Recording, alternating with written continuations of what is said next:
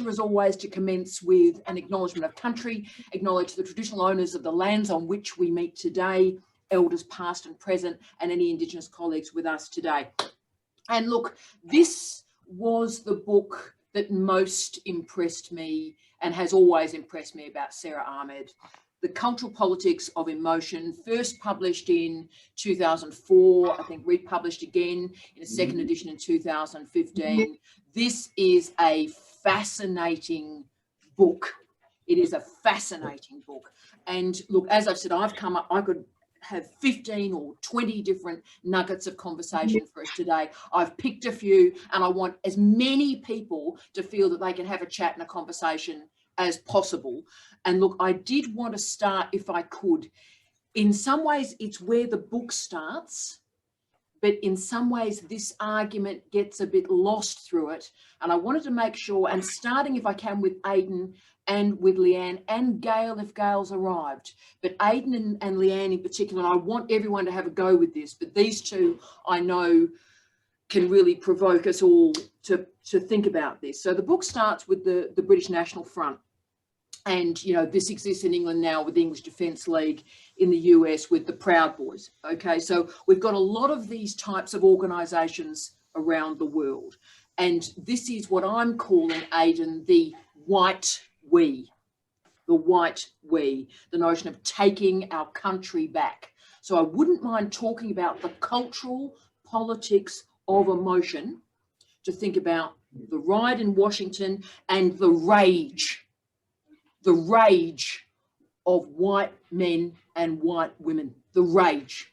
And I wonder, noting the date of this book, if we should have addressed the cultural politics of emotion with the white working class no longer in work 20 years ago, and whether we'd be in the situation we are now. So it's interesting, Aidan, the book starts with this, but we lose class through the book. So that's why I wanted to make that our first note of conversation. So Aidan, this is your thesis is on this in many ways. Yes. Where are you on this? Because this is a big issue, mate. Yeah.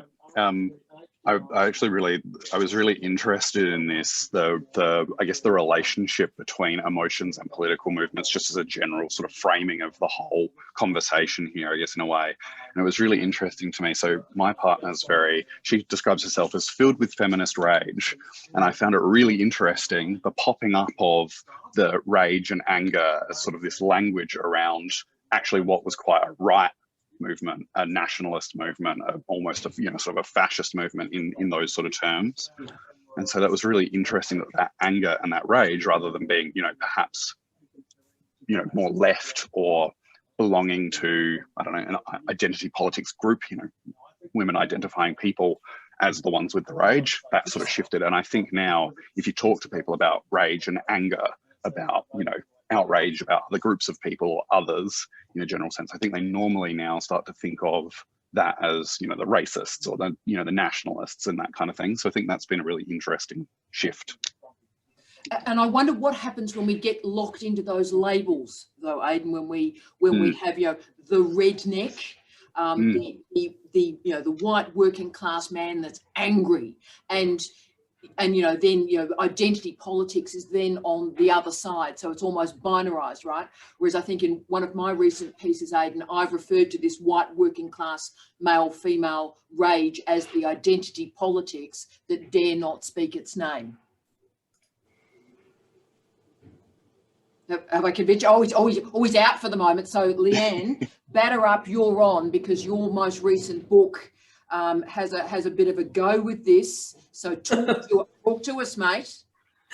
Yeah, look, I think this is such an interesting topic. This is such an interesting thing. The idea of, class and rage, and also masculinity and rage, is such an interesting thing. But I see it really connected to mourning and to grief, and in particular, being left out of empire to a certain extent, even though they weren't, but a perception that, at least the other has the recourse to, to claim race and to claim post-colonial positioning.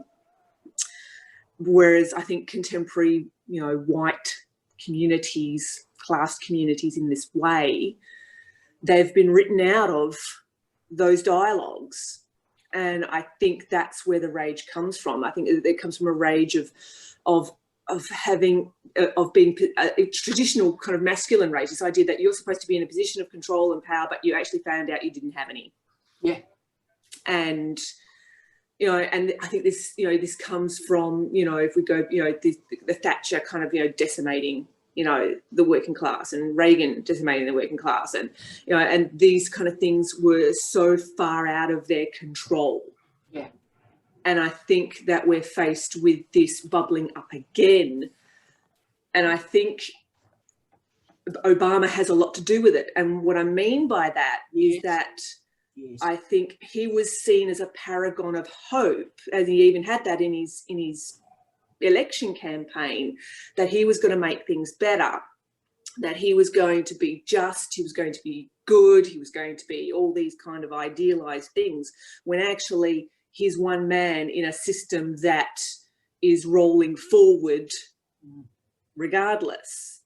And even under his watch, you have the bailout of the banks, in the global financial crisis, and this sense of profound injustice that is able to bubble up to the surface, that manifests in this very ugly emotion, because grief is an ugly emotion in many ways. Look, it is, and I'm going to go to, because I'm looking at Narissa's remarkable face nodding through that. I'll go to Narissa in 1 second, but I wonder, Leanne, noting the date of this book, that if the we, and I'm using the on the left, so if we, the progressive left, had actually enacted the cultural politics of emotion to not label the racism, label the redneck, but understand the racism, the target was incorrect, but the rage was righteous.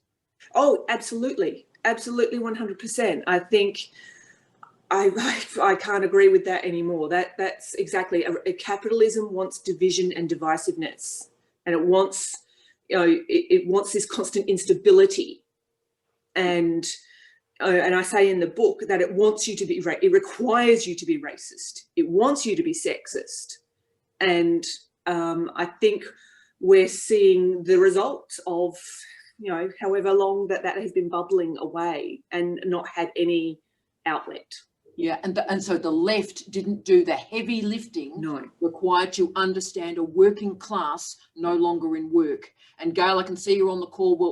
We'll summon the great Gail, who does some of the best work on class that I think exists in Australia at the moment. But Narissa, you were nodding and engaging with this conversation strongly. Where are you on the class identity emotion variable? What's your feeling on this?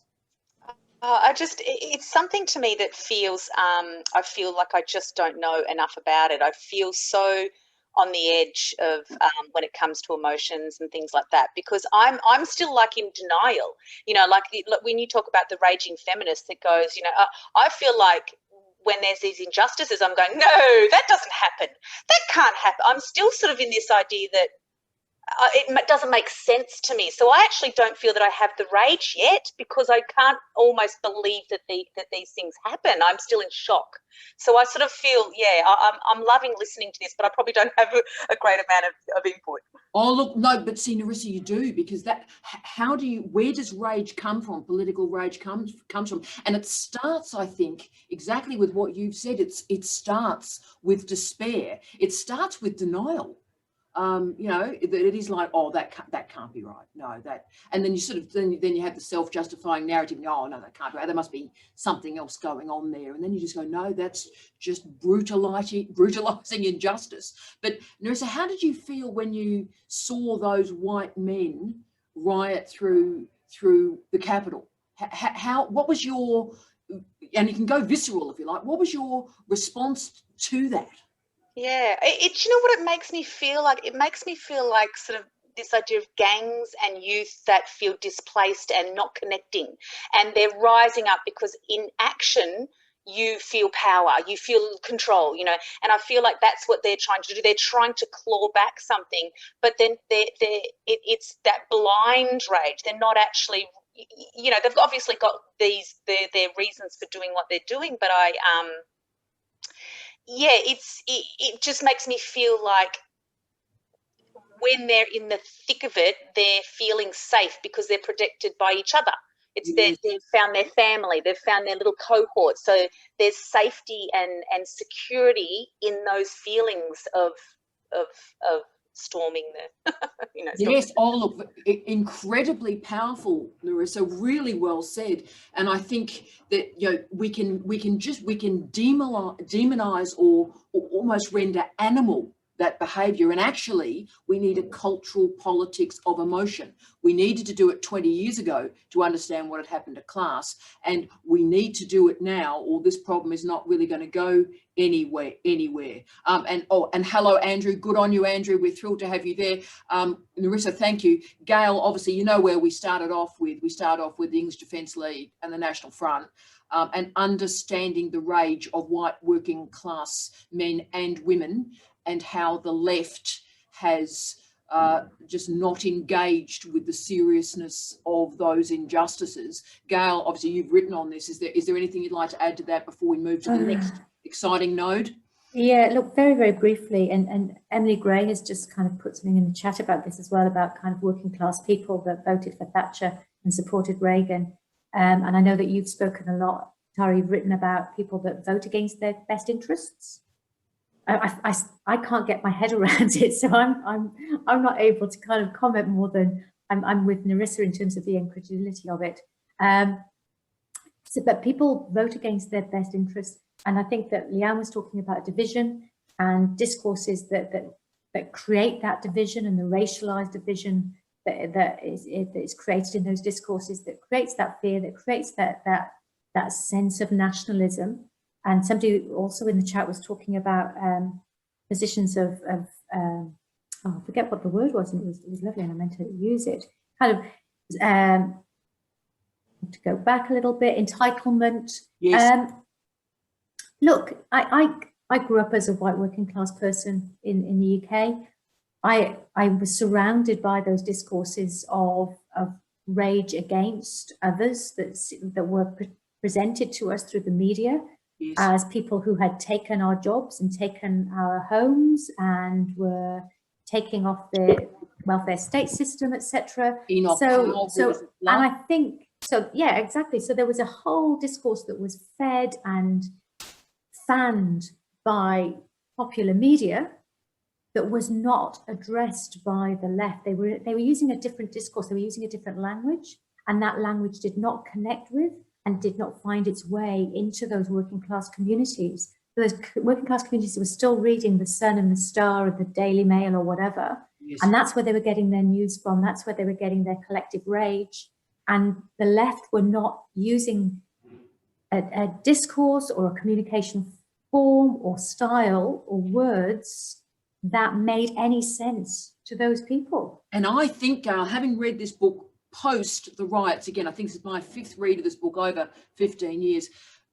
If we had engaged the cultural politics of emotion, then these fractured movements that are a very large minority perhaps could have been brought back to more progressivist movements. But Annie, could you, Gail, thank you, my darling, you're just a rock star. Could we summon Annie, though? Annie has done a great comment in the chat about their best interests are white supremacy. Annie, could you just pop up and say hi to us? Hi. So Annie, darling, I'm fascinated by, can you talk a little bit more through the white supremacy argument for us? It's fascinating. Yeah, I mean, basically, I think I've heard that discourse a lot, and I've been thinking about it a lot. And actually, you know, and I've heard my mom say so many times, she lives in Ohio, in a state full of white working class people that keep voting for Republicans, and she doesn't understand it. And she keeps saying that they keep voting against their interests. And then I don't know. We were just having a conversation. I was like, but that their interest is white supremacy. That is their interest, is maintaining that hegemony, is maintaining that system. They have to see themselves as being on top of the pyramid, and they can't imagine a world that's any other way. So that to me is why this is probably never really gonna end until that particular aspect is actually dealt with.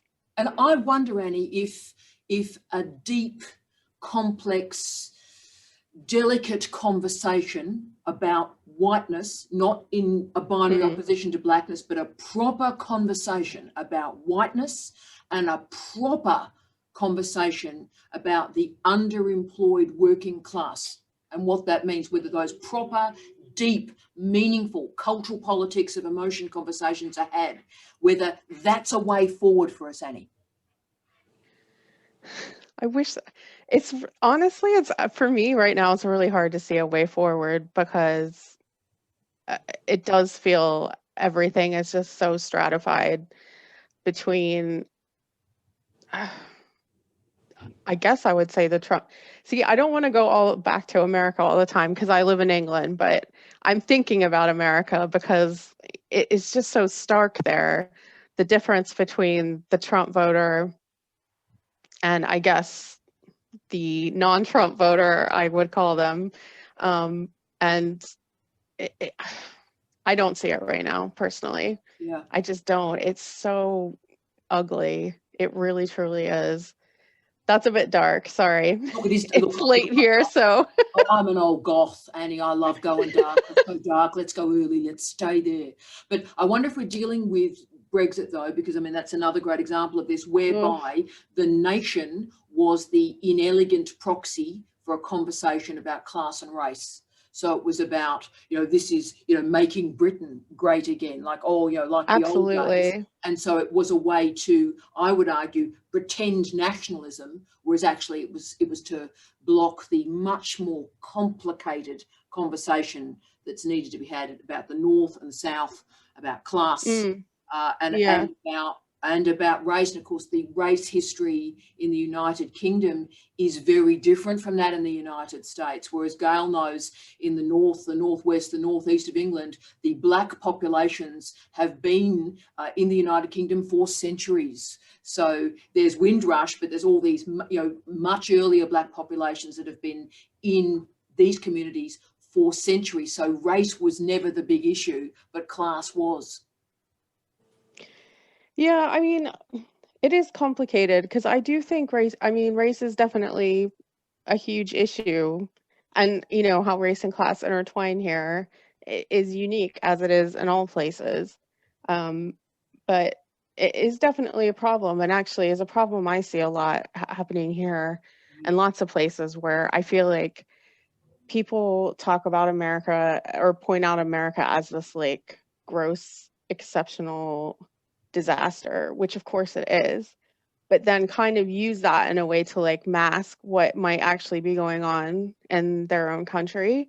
And I see that happening a lot when you're talking about race here in the UK, because people point to America and do not see the stuff that goes on here. And it's actually, it's a bit disconcerting because all the time we're looking somewhere else, we're not paying attention to what's going on for us.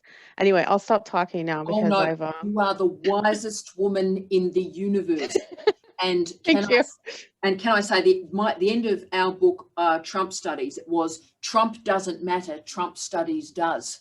Because Trump Studies is actually saying it's not about one bloke, it's not about one nation. It is about not engaging with matters of class, the identity politics that does not speak its name. So, look, my head's just exploded. So I'm sort of ready to go to the bar at this point if anybody else is. It's just unbelievable. But I did want to summon the glamour that is Beck. And Beck, don't panic, because Beck does that face at me. And I had Beck, just put the mic on, because I wrote this whole note for you, #no pressure, right? Now, Ahmed, and this is, your work, darling. So that's why I'm going straight there. So Ahmed has these great binaries going on, as we expect of the early 2000s. So the mind, body, reason, emotion, masculine, feminine. Notice not male, female, masculine, feminine. And noted that the marked signs are always associated with the feminine. But what I'm interested in, Beck, is risk and that notion of something being risky. So why are emotions configured as something that is risky, right? So that notion that someone in a position of power must control their emotions. And Ahmed used that great statement, quote, how emotions are bound up with security of social hierarchy. So I just want to talk about with you, Beck, the role of emotion as almost disconnecting or stopping the feminine from having any credibility. Have you got a vibe on that, Beck, about the discrediting of, like, if you have emotions that discount you from holding a position of power? Okay. Thank you for always asking me a question and inviting me into the big kids table and sitting at the adults table for Christmas lunch. Because I mostly get it wrong and I try very hard. But you never get it wrong. So what I think was, when I read Sara Ahmed, I did a little bit of research around what's the difference between affect and emotion. So emotions are social and the drives are well directed. And there's cognition. Cognition is evident. So in terms of risk, so if I go back to affect, and I'm just looking at my notes here. So affect is automatic, is a reflex-like response that is hardwired in the body. It's non-intentional bodily reaction that is non-cognitive, it's pre-personal and how the body feels. So then if you're saying what is the, how can we bring in the idea of risk and stopping femininity? Surely then we're going back to affect then rather than emotion, which is something that is social and the drives are well directed then. So are we saying, if we're asking about risk and femininity, it doesn't make any sense? But no, look, it does. And you're making absolute sense. I was looking at Leanne McRae. Your discussion of affect there is better than the last 30 years of cultural studies. So, Beck, what you just did there, and luckily it's recorded, you need to put that straight into your thesis. But Beck, let's attach it to an example. So Jacinda Ardern is a great example. Let's go to Aotearoa, New Zealand. We've probably got Kiwis on the call, much respect. So the notion how she's been able to manage emotion, express emotion, and whether that's a bounded style of leadership. So how has she been able to do what she's been able to do in the era of a Trump? So has she been a successful leader, and how has she, the feminine, managed emotion? Has she done it well? How has she done it?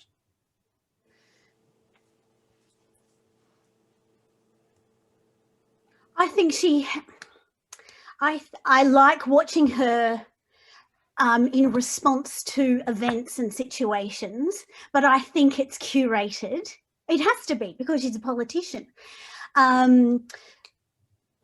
So if I think about, I think it was Sylvan Tompkins and the idea of the effective responses. So I've got here, there is a point to this. There are, I think there were 7 or 8. So there's joy, interest, surprise, anger, disgust, distress, fear, and shame. Do you think that then Jacinda Ardern or the feminine and the masculine have different ways of engaging with effective responses that in a political sphere make it not so risky? See, I think it does. Has anybody else's head exploded as Beck talked about curating emotion? Can you see the nods on the screen, Beck? I need you, don't get upset because I'll get upset. I need you confident. Because I mean, you've just changed my life there. And in some ways, the next stage of the culture, don't get upset, Beck, because I'll get upset. The next stage of the cultural politics of emotion is actually the curation of emotion. And if we're understanding leadership and Jacinda Ardern and why she's been successful, it is how she has curated emotion. So, Beck, you've just invented something this morning, and I need you to write that in an article in about the next 4 days. But if it's about curated emotion, then if she's curating the emotion, then our effective responses might change over time. And yes, and if I can then add a literacy conversation to this. So as the citizens become used to that curation, they have that interface management of different emotions, and they get used to a leader hugging, not in a scary way. So as the literacy database opens out to emotions in leadership, then the curation, the objects, the emotions we can curate enlarges. So it's about manipulation and who manipulates, who pulls the strings better. Well, see, you're funny, whereas I just think that's actually quite a clever thing. I think Ardern has realised that, you know, particularly in Aotearoa New Zealand, which has a very special bicultural history and all the rest of it, and of course, right on feminism above probably and ahead of just about any other nation on the planet, really. And so she's ahead, and her citizenship are ahead with her, and she's been able to, through, if you will, emotional literacy, been able to enlarge the parameters of what's acceptable for a leader to do. Unbelievable. And Beck, write that down. Write that down. You are an amazing person. And Lizzie, I've got AOC in the comments. Can you talk to us about AOC? Because I so agree with you, I could explode. Lizzie, tell us about AOC. I don't have that much to say, but I was watching her Instagram post the other day for like an hour and a half. I can't say I watched the whole thing, but I watched a large chunk of it. And when I was watching it, I was thinking of Jacinda Ardern the whole time, thinking that she was, you know, imagining herself, like whether or not she, like, Jacinda Ardern's on her radar, and it's like, oh, this is a way I could, I guess, curate, you know, my image, my emotions. And yeah, so when you brought it up, I just immediately thought of that. Oh, and Lizzie, spot on, and she's doing it, and you know, this is important too. She's done it through Insta. So disempower. In fact, what was it, Leanne, in my second book, Ladies Who Lunge? Disempowered groups use disempowered sites to renegotiate their social positions. So if working class women who somehow, blessed, thank the gods, have managed to get into a position of political power, what can they do to curate their emotions, to connect their citizenship, their voters, to their journey? And the idea that Insta's being used is quite significant, Lizzie. I also think it's interesting that, like, there's almost this overlap between someone like Donald Trump and the AOC of using these social media paths to reach people. Like, I feel like Trump really raised that game, like, not that he did it, like, well, exactly, like, you know, but I mean, like, he brought that engagement with voters and such to social media in a way that I don't think happened before. And so it's just interesting that you've got these two extremely diverse people, but, you know, both using these new. And that makes sense. I mean, my argument, Lizzie, and I'm working on it now, and I haven't got the thoughts reconciled, but I have an argument that the extreme left and the extreme right have both fractured, and they're both using very similar interfaces to increase that fracturing. Now, I could be absolutely wrong, but that, from what you've just stated there, my diagnostic works from that. Very, very powerful. And straight from Lizzie, can I go to one for Melanie, who's connected Trump and Jacinda? So, Melanie, can you talk to us about that? Well, I was just listening to Beck's point about how, you know, Jacinda could shift the emotion, the display of emotion that we find acceptable in a leader over time. And I think Trump did that in kind of a very negative way, in the lack of compassion, the lack of concern he showed for citizens, people dying of COVID, you know, the rage that he displayed and then empowered his followers to also feel and express. So again, kind of like you're saying, the left and the right are fractured and using the same tools. I think in their Trump and like Ardern are expressing different emotions in the public sphere and making those emotions, giving those emotions credence and credibility. Oh, Melanie, my darling, it was worth having that wonderful conversation just with you today. That's remarkable. And again, you need to write that up too, but hashtag no pressure.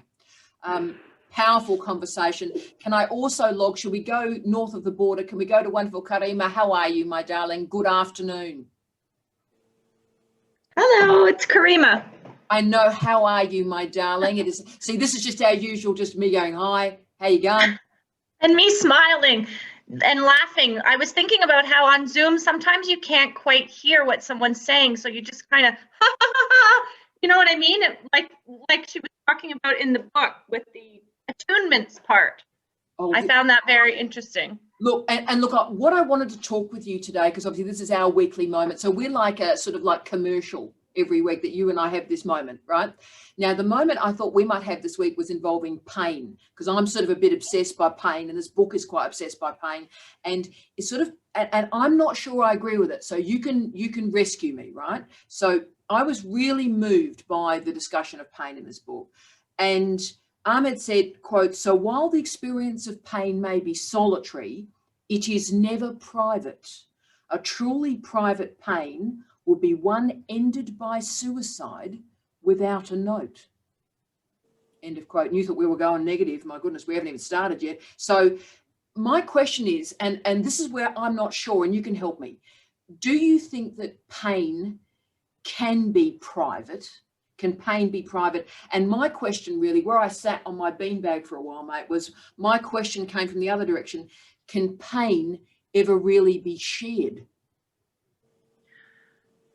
Well, I don't think it's a straightforward answer. No. I think her whole point about pain not being private is what's coming to mind is her constant discussion of surfacing, right? Affects surfacing on the body. And that, you know, this idea of emotions having, you know, I'm just thinking about that and how maybe that's where she's coming from in terms of pain never fully residing internally without there being surfacing or interaction or objects, you know, that cause the pain or remind you of the pain.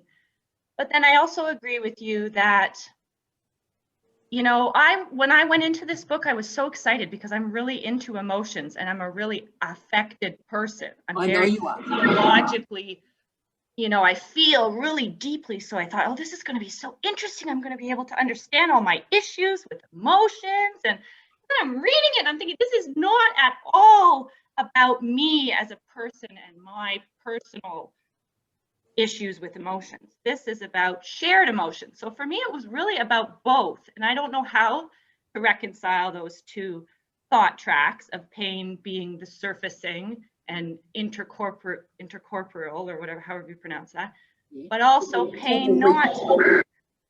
And sorry, so that's kind of what I'm thinking right now.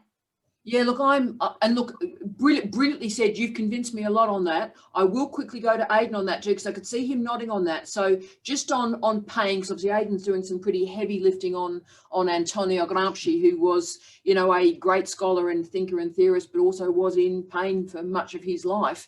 And I'm not sure his pain, his disability, left fingerprints on his work, Aidan. But again, let's go there with you. Where are you on pain, mate?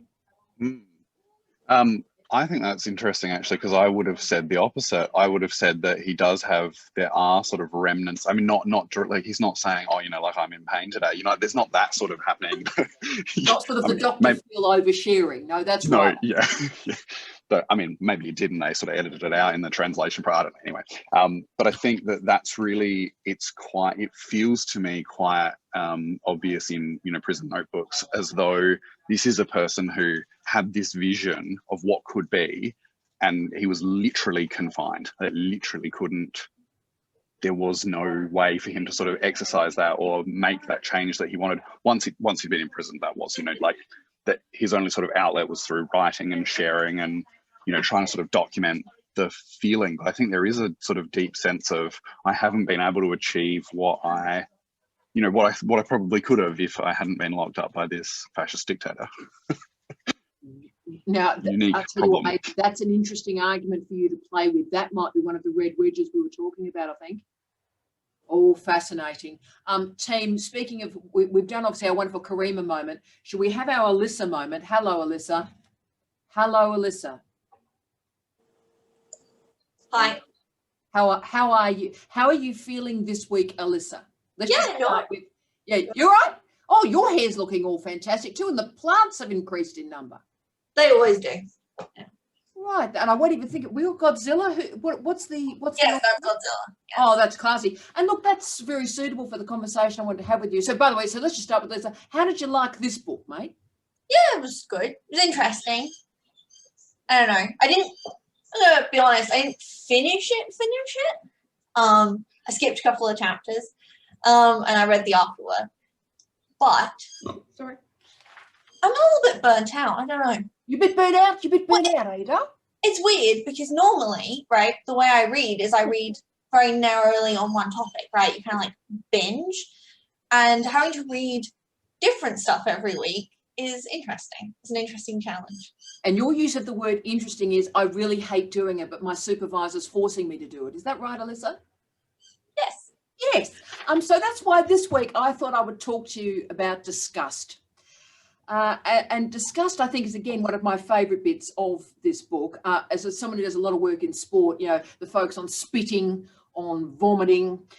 And what I love is, and Gail, I could pick up, Gail would be loving this too, but Alyssa, the stuff about, disgust engenders border objects and disgust operates in the contact zone. So, Alyssa Dunn, what I wanted to talk to you about was how disgust has changed in the last 15 years, particularly through the social media movement. So if you can't spit at someone, so you've got a screen separating us, like separating, you and I and all our crew, then how does disgust merge when you can't spit at them? So is there a social media equivalent of spitting or vomiting on somebody, Alyssa? That's interesting. I don't know. So if you're disgusted at somebody, how does that exist in the screen environment, mate? Well, I think there's a lot of I guess maybe it has to be more verbal, right? Like you have to say something about it. Like you can't just pull faces, although there are reaction videos, right? And reaction videos are often people just going ew to things. I've watched some. And there's videos specifically about people eating vast quantities of food. Yes. And it's kind of gross. And I have read a little bit about how people with eating disorders will use those videos to trigger disgust towards food as a substitute for eating. It's like a way of triggering themselves through disgust. So I think that's kind of interesting that maybe we also seek out disgusting experiences. Beautiful. So whereas, talk to me, because whereas in the analog time, like if someone is having as we'd say in Australia, apologies to our colleagues around the world, if you're having a chuck, mate, if you're having a chuck, then, that's like, disgusting, and like people step away, right? So in the online environment, which of course you're doing your thesis on, just a reminder, what's the equivalent of stepping around a chuck, Alyssa, in the online environment? Do you step around it or do you actually look at it? Or because you're not going to get it on your shoes, are you drawn to the chuck? I think you can just scroll around things, right? There's that easy avoidance. It's kind of harder to do when you're physically around something. But I think there is maybe because you are seeking it out because you can hide your own reaction to it. So you can kind of have that perverse curiosity towards something disgusting without anyone seeing you consume that content, if that makes sense. But I also feel like through social media and the increased visibility online, maybe some of those barriers around things that previously would have been private and disgusting are now public and disgusting. Like filming your friends puking in a bush rather than just turning around politely. So in other words, if we are curating emotion, what we now find disgusting has narrowed. So we find fewer things disgusting through a screened environment because we don't end up with vomit on our shoes. Yeah, because you avoid the physical contamination. You avoid the physical contact, right? So that might be somewhat useful, Alyssa, for your thesis. Do you think, perhaps? Yeah, no, that sounds smart. Like, I like that. That sounds smart because you came up with it, Alyssa. Genius. Genius. Genius. I can see the wonderful Ali. Good one, Beck. I can see the wonderful Ali has hit the comments. Ali, can I summon you? Because after all our work with women's bodies last week, you changed my life. I've watched you in last week's session over and over again, and I'm sort of completely obsessed, and I just desperately want to read your research. But could I talk to you about fear? Gee, this is becoming like a gender division album. Because you know what? You know what? Fear is exactly what I was thinking about this whole time. Boom. That is so funny that you asked me about fear, because that's I had your name on this because the phrases, what makes us frightened, who gets us afraid of whom, and I love this other one. I thought of you when I read this from Ahmed. Which bodies fear which bodies? The other. So first of all, this is a fascinating session today. This has been very effective and emotive for me. I've felt my heart pumping and like sweating, because that's just what I do. I'm glad that's going to be on the internet forever as well. I feel like I've been thinking a lot through this conversation about Sara Ahmed's An Economy of Fear, and relating that it's coming from the earlier discussions where we were talking about nationalism and politicians play on the emotions, they manipulate. And when we were talking about the class-based issues, I grew up in the 80s and 90s in Beenleigh in Logan, which if anyone's from around there, hi Logan friends. Hi. Hello Logan friends. Hello Logan friends. And I'm from a working class background, and it took a long time. I think I grew up in the right, if that makes, not in the right as in we're right, as in the right side. And now I'm very much lefty, and my dad and I have fascinating conversations that usually end with us going, look, we're not going to agree. That's great. See, when I argue with my father, we end up in the car park punching each other in the throat. So you're handling that in a much more distinguished way. We stop. But you know what? It was fascinating the other day. He actually recognized one of his own comments as being not quite right. And he said, I probably shouldn't say that, should I? And I thought, that's a step. Cultural politics of emotion. Yeah. And you know what it is sometimes? I think it's the fear. Like there's a lot of commentary, about people wanting to maintain their status. And I'm not sure that I resonate with that. I resonate with the fear.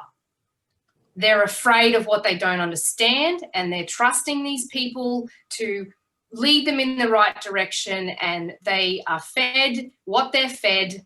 And like my dad, for example, would watch 3 hours of news, like in a row, all the news, repeating over and over, getting angry at it. And I'm like, Dad, please just stop watching. And you're watching stuff that's half the time it's trash. Like, but yeah, he's so I think to be informed, Ellie. Trying to be informed. Absolutely. Absolutely. And you know what? He's trying. But when you keep getting fed the same point of view, you go, well, I've been looking for another angle. And they are still there, and they're out to get me. And so, yeah, I think that raises a lot of emotion in me, because I recognize my own past, the thoughts I had in my head growing up and the way I grew up, and the changes in my own mind through coming to university, through traveling overseas. So like being at USC has opened my mind. Great. I've been there for 6 years, and the progress I've made, hopefully, believe, and a lot of people aren't privileged to have that. They don't get that. And like, I think it was Gail was saying, there is the language that the left uses is not accessible. So how can we encourage change and encourage conversation, particularly in these times of such tiny little silos, especially with social media further exposing people to more of the silos that they want.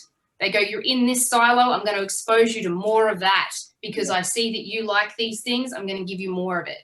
So and Ali, how do we break that? And I'm quite obsessed about the Sykes and Maxa technique of neutralization, which I think explains exactly what's happening on the planet right now. So when those little, as you beautifully said, silos or echo chambers occur, what Sykes and Maxa argued is through the technique of neutralization, when those communities form, when those bubbles form, they reinforce each other and the views become more extreme. And that's exactly what's occurred. So what we actually require, I think, is information literacy and interface management so that different communities have the literacy to at least put a toe in the water and maybe be uncomfortable. Knowledge is power because it makes you less afraid. You're a legend. We're reaching near the end of this seminar, but can I hold on with you, Ali, for 1 second? Because I wanted you to lead us into our second last conversation, really, which was about love. And we're going to see this trope in the next few books that we're going to be reading from Sara, and her exploration, really for the first time in her career, of, quote, compulsory heterosexuality works most powerfully in the casual modes of conversation. So how does that compulsory heterosexuality exist through conversation? And therefore, how do they, and I'll use the word queer, because queer has a history since really for a century, but in terms of theory, since the early 1990s, this is a different moment or node of queer theory. How can those queer spaces be created that operate against heteronormativity? Where are you on this, Ali? I think that I find it a difficult question to answer because I do find myself within a hetero space, and I mean that in a way that I don't want to assume and take away something that doesn't belong to me. Can I ask? I can speak through my lens. I'm terribly interested in your lens. What I want to do, Ali, is, and this is a really major moment in your and my relationship, can I say? So this is the moment. And it's an honest moment. And so let's see if I have one of those honest moments that we have. So do you find, honestly, that you can move through contemporary life and not be too challenged in your sexual choices? So do you have to think too much about your bits and other people's bits and what they do? No, and that is my privilege. And wouldn't it be interesting if we applied the honesty that Ali's just expressed there to class? That might change the political world. Ali, brilliantly done, my darling. Can I move to Dr. McRae on this? Do you, and I'll ask you to say, you're a rock star, Ali. Can I ask a question, Leanne McRae? Now, this will be interesting. Do you move through heteronormative environments without having to worry or think too much? Yeah, of course. Absolutely. Ali's absolutely right in her comment that it's a tremendous privilege, and it is those moments where there's an emotional impact on me where I have to stop and go, I've never thought of that, or that's not my experience. And I think this is the space that we're working within, of that ability to be reflexive of that emotional hit and not be angry or fearful of it, and to deploy a greater literacy in understanding where that shock or that moment of instability comes from. and that it's not something to be frightened of, it's a moment of growth. And I think what we're seeing now is we're seeing the kind of the binary of our times, which is empathy and rage. And that's very feminized and masculinized in that binary. And I think this is where identity politics didn't do its work, in that identity politics was very much about the pain of others. And now we've got the pain of the self manifesting, and we don't know what to do with that. And because the pain of the self is manifesting particularly through masculine tropes, the only literacy they have left is, of course, violent, aggressive, angry modes. And so you're right, because identity politics never processed class properly with a gritty and real understanding of not only the dispossession, but the privilege of it as well. And to develop these complex emotional literacies when you're walking through a space or existing in a space and you are confronted with a difference, that it's not a reactive, I'm afraid of that difference. It can be a processed, or not even an emotional response. It can just be like, that's just different from me, and it's cool. Yeah, and noting that behaviour, desire, identity is always on a continuum.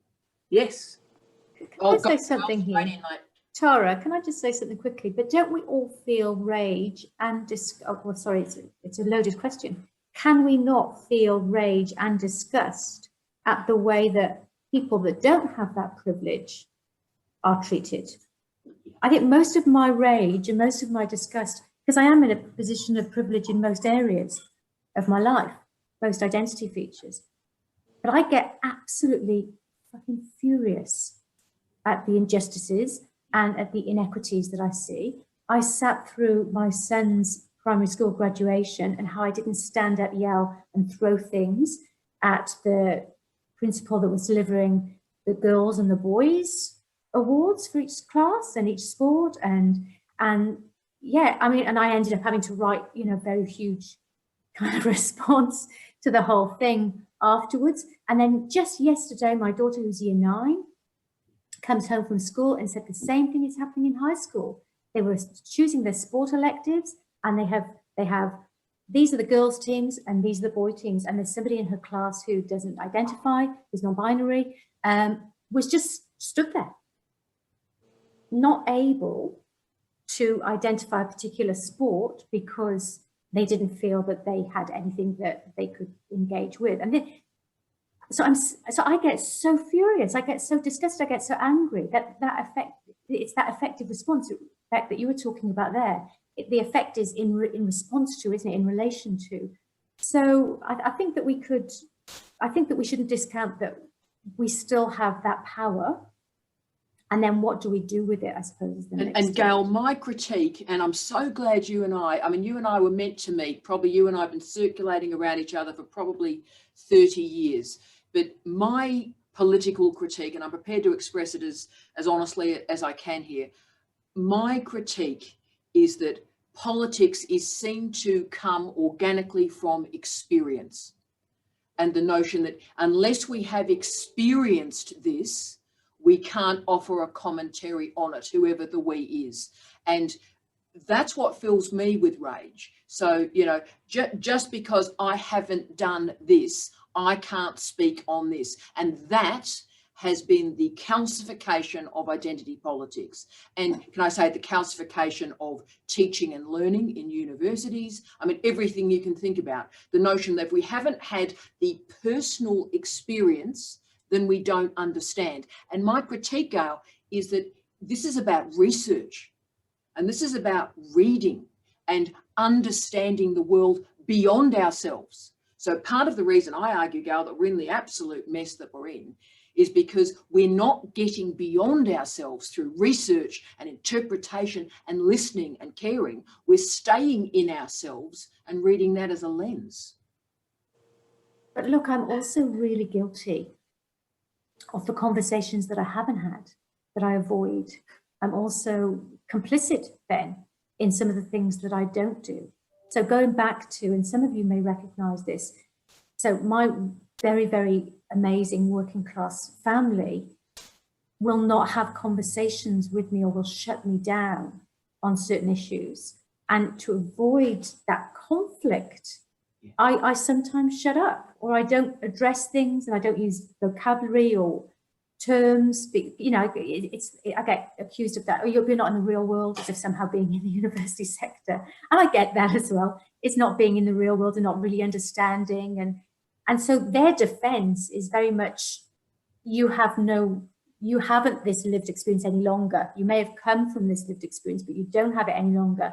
It's not your position to comment on it or to offer critique or solution or anything, you know. So there's that. And I shut up.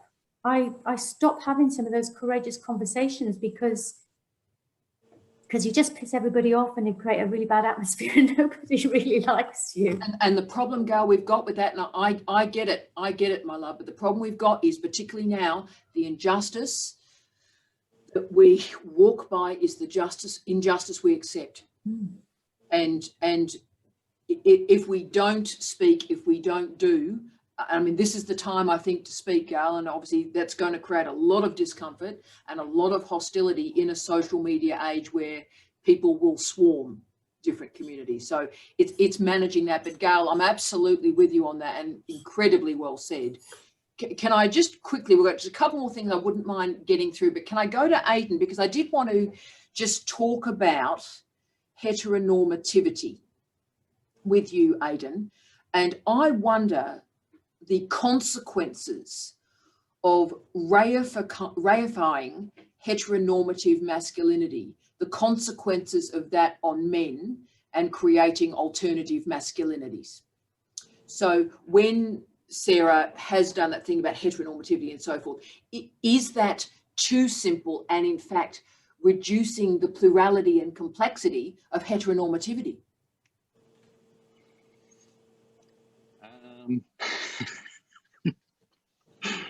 I don't know.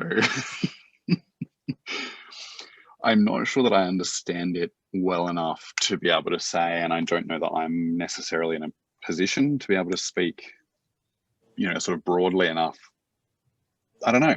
Yeah, I do. Yep. No. Yeah. I think that's the problem, right? Is like any simplification or reduction of any, I don't know, groups, politics, or way of being, or presentation, or dominance, even within a social group in a society, is going to be almost impossible to, you know, break down into that sort of singular, I don't know, a reductive point, because there's always going to be problems with that representation, even if they're, you know, too weak or too soft on the representation. So I don't know. Yeah, it's a bit.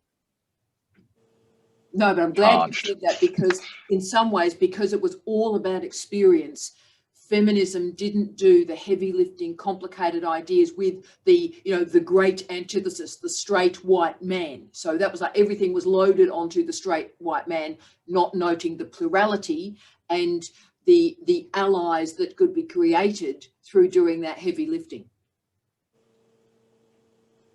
Oh, I'm getting a nod. Thank you. Thank you, Aidan. Rock and roll. And Ali, can I just finish with you? So, Delma, I did want to raise one final vibe that I mean, I could run a whole hour on this, and that's the notion of comfort and being comfortable. And most of the work I'm doing with a lot of the people on this call is exploring the notion of being comfortable.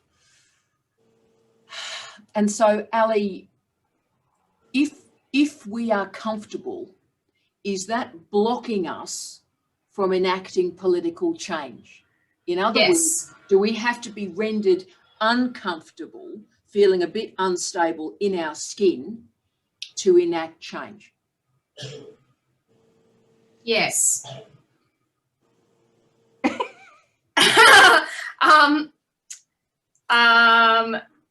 What is that? Consent to the hegemony. Yeah, I think that some of us move towards discomfort because we know it's the place where activism lies, and others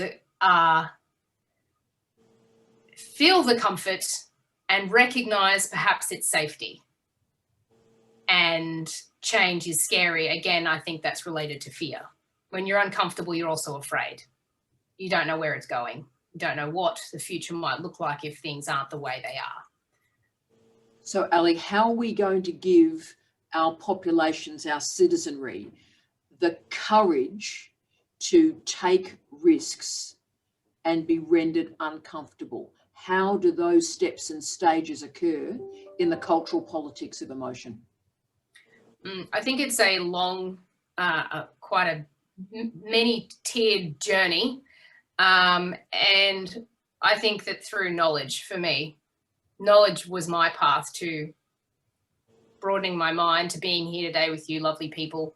And but it's also through finding the right ways of communicating. And I think, like you mentioned, the AOC using Instagram, that's brilliant. Because one issue, like Gail mentioned, was, you know, you want to communicate these new ideas that you're having with your loved ones and people you care about, or with the broader community, but why not start at the kitchen table? And sometimes it just gets too difficult because the literacy isn't there. You're bumping up against language that isn't compatible. So I think it's finding compatible language and working through the fear. And also, yeah, that's probably my comment on that. And recognising that a robust citizenship also encases literacy development. And I think humanity, actually. Yeah.